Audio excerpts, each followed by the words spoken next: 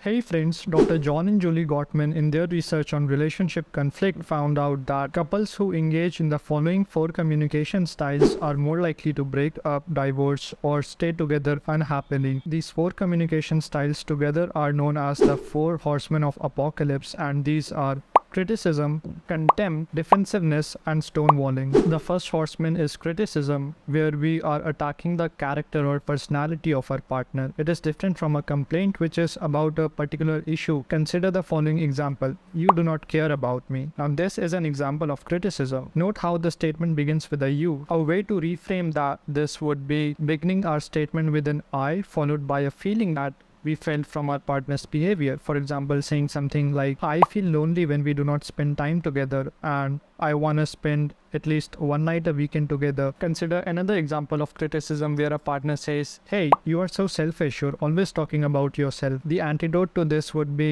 "Hey, I am feeling left out of talk this night. Can we please talk about my day?" Notice how antidote to criticism begins with an I statement followed by our feelings and then requesting for a particular change. Whereas criticism statement begin with you followed by some attack on our partner's character. The second horseman is contempt, which is when we are being disrespectful, sarcastic in a negative kind of way towards our partner. We are being mean towards them. We speak to them from a position of moral superiority. We feel as if we are better than them and we talk down towards them. An example of contempt would be, "Hey, you forgot to load the dishwasher again. You're so pathetic." The antidote to this would be saying something like, "Hey, I understand you've been busy lately, but could you please load the dishwasher when I'm running late?" Another example of contempt would be, "Hey, you complain of being tired. I have been with kids all day long and I'm running household responsibilities throughout the day. When you just come from work, relax, do your own thing without giving a shit about household responsibilities. Could you be any more pathetic?" The antidote to contempt is being empathetic with our partner by saying something like, "Hey, I understand you've been busy. I understand you've been occupied with like XYZ or whatever," and then we request for a specific behavior in a polite manner. The problem with contempt is we make our partner feel worthless. Research shows that contempt is the single biggest predictor of relationship divorce. The third horseman is defensiveness, where we play the role of a victim and we reverse blame our partner. The problem with defensiveness is that it just tells our partner that we do not take their concern seriously and are not responsible for our own mistakes. Following example where a partner says, "Hey,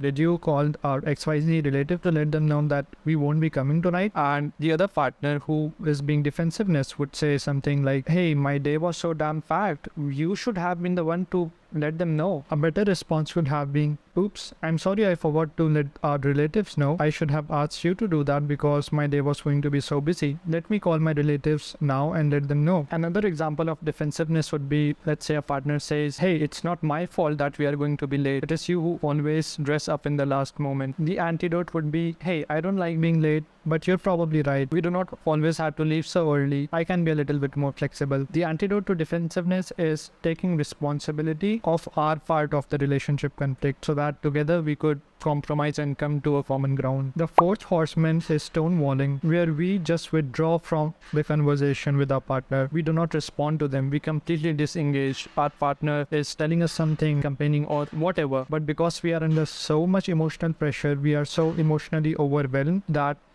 we simply disconnect from the conversation. We no longer respond to them. The antidote to stonewalling is withdraw from the conversation politely, relax a little, and then return back to the conversation. Next time you find yourself stonewalling, you could say something like, "I'm feeling a bit overwhelmed right now. Could we talk about this 20 minutes later?" If we do not take a break when we are stonewalling, we would continue to bottle up our emotions and feel physiologically overwhelmed, or we would explode towards our partner and start attacking them, which again leads to nowhere. And when we take a break from stonewalling, we do not want to be thinking like a victim or attacking our other partner, thinking like, "Hey, why is they always picking up on me?" or "Hey, I do not have to take this anymore." Instead, what we want to be doing during that break is something that relaxes us. It could be exercising, listening to music, doing like our own thing, anything that helps us calm down, because the reason why we stonewall is because we are physiologically flooded with stress hormones. So all we need to do is calm down and then return to the conversation. So in the end, it is not about not having any relationship conflict, but so much more about how we resolve our conflict. A healthy relationship is not one in which there are no conflicts, but one where both partners are able to recognize these four horsemen and address them appropriately.